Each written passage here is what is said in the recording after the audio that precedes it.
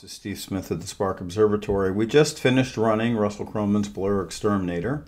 And before we run this image through NoiseXTerminator, let's take a look at what the Blur Exterminator has done for us. I'm going to go ahead and make this image a little bit larger so we can look at the detail in the galaxy and also the surrounding stars. Make this a little bit larger and maybe scroll down a bit.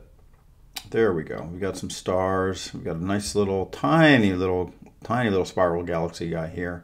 I believe this is some distant spiral galaxy, but we're looking at it through some nebulosity from the galaxy. So what we can do is in PixInsight, we can go up under Image, and you can see an Undo and Redo button. And so the last thing we did was Blur Exterminator. We can also just hit Control-Z to undo the tool and then Control-Y to redo the tool. So I'm just going to do that from my keyboard here.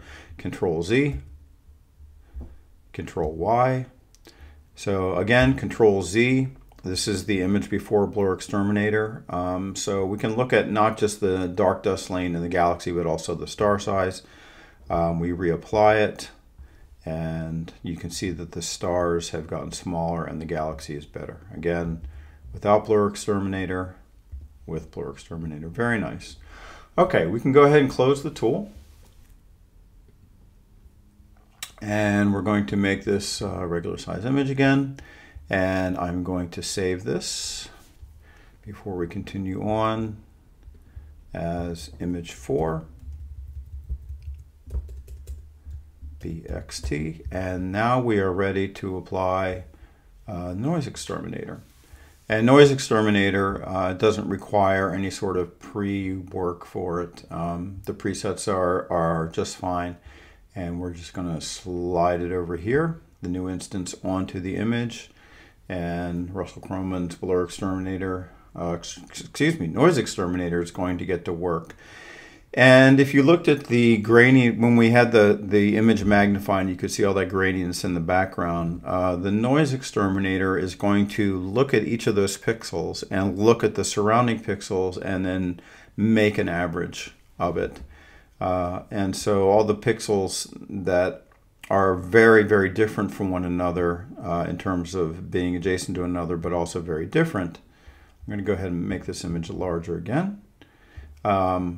Should smooth out that background noise. So we can go ahead and scroll on in, and I'm going to scroll over to some background. It also shouldn't affect the stars or the galaxy at all. So I'm going to leave a little bit of the galaxy there to see. And again, we can use Control Y, Control Y and Control-Z. So Control-Z, that is before the noise reduction was applied. Control-Y, and you can see what a huge difference this makes. And that just looks so grainy. That looks like a really polluted ocean. And now we're going to reapply it, and you can see how smoothed out it is. Now, we do have these other artifacts in here. You can kind of see some edges for some green edges on the background sky, and some lines here.